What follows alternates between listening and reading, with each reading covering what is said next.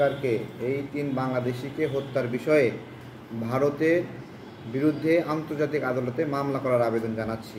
বাংলাদেশি নাগরিককে কুপিয়ে মারল, তীর ধনুক দিয়ে মারল, রাষ্ট্রের পক্ষ থেকে কোনো বার্তা নাই। ভারতীয়রা কি বাংলাদেশের সীমান্তে প্রবেশ করে না অবৈধভাবে?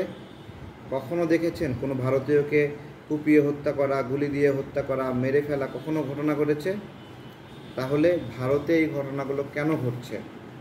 আমাদের দুঃখের বিষয়, আমরা আফসোসের সাথে বলছি, আমরা গণ অভ্যুত্থানের পূর্বে এই বিষয়গুলো নিয়ে নিয়মিত প্রতিবাদ করতাম, আমাদের ভিডিও ব্লগিং ছিল, মাইকিং করতাম, কিন্তু বর্তমানে এই সময়টাতে যদি এমনটা হয় যে আমাদের সরকারি ক্ষমতায় বসে আছে, আমাদের প্রতিনিধিরাই সরকারে আছে, তাহলে আমার বিক্ষোভ করে কেন বলতে হবে, মিছিল করে বলতে হবে কেন? তার অন্তর এবং আমার অন্তর কি আলাদা? আমার মনটা বলছে যে এইভাবে বাংলাদেশি নাগরিককে কুপিয়ে মারলো, তীর ধনুক দিয়ে মারলো, রাষ্ট্রের পক্ষ থেকে কোনো বার্তা নাই। সরকারকে এই 3 বাংলাদেশিকে হত্যার বিষয়ে ভারতের বিরুদ্ধে আন্তর্জাতিক আদালতে মামলা করার আবেদন জানাচ্ছি। এটা কোনো সাধারণ বিষয় নয়। এক দেশের নাগরিক আরেক দেশে অবৈধভাবে প্রবেশ করলে এজন্য সীমান্তে আন্তর্জাতিক আইন আছে, রুলস আছে। সেই রুলস অনুযায়ী তাদের বিচার হবে, শাস্তি হবে।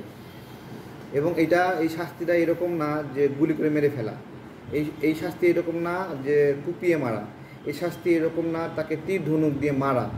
আন্তর্জাতিক লাইন যদি কেউ ক্রস করে, যেই কথাগুলো বিএসএফ এতদিন শুনিয়েছে আমাদেরকে, যে এখানে তারা নাকি বিএসএফের উপর হামলা করতে যায়, তো আমার প্রশ্ন হলো 27 জন শিশুকেও বিএসএফ হত্যা করেছে। আমাদের এই বাচ্চাগুলো, তারাও কি বিএসএফকে হামলা করতে গিয়েছিল, প্রতিহত করতে গিয়েছিল? আমি সরকারকে বলবো, আমাদের অপরাপর রাজনৈতিক দলগুলোকে বলবো, ভারতকে এক চুলো ছাড় দেওয়ার সুযোগ নাই। যতক্ষণ না পর্যন্ত পাকিস্তান ভারতের প্রতি যে নীতি গ্রহণ করছে, চায়না, নেপাল, ভুটান যেই নীতি গ্রহণ করছে ভারতের প্রতি, আপনি সেই নীতি গ্রহণ করবেন না, ততক্ষণ পর্যন্ত আমাদের এই যে ভাইয়েরা মরতেই থাকবে। আজকে যদি বিএসএফের গুলিতে একজন নিহত বাংলাদেশের পরিবর্তে আপনি একজন বিএসএফকে উপযুক্ত শাস্তি দিতে পারতেন, তাকেও একটা গুলি ছুটতে পারতেন, মিনিমাম যদি রিয়াকশন দেখাতেন, তাহলে এইভাবে মারার সাহস পায় না। আমাদের বিজিবিকে মাসের পর মাস বেতন দেই, বিডিআরকে বেতন দেই, আমাদের কষ্টের টাকাই তো দেই নাকি? সেই টাকা দিয়ে যে একটা অস্ত্র আপনার হাতে আমরা ধরিয়ে দিয়েছি, এটা কি শুধু দেখার জন্য আমরা এমন একটা বন্দোবস্ত পাই আমাদের এখানে সীমান্তে, যদি ওরা মেরেই ফেলে আমরাও তাদেরকে ছেড়ে দেব না। আমরা প্রত্যেকটি লাশের হিসাব চাই যতগুলো মানুষকে মারছে, এবং আমরা সেই হিসাব প্রতিষ্ঠার বন্দোবস্ত করব। হিসাব প্রতিষ্ঠার সরকার আমরা চাই, আমাদের স্পষ্ট হিসাব।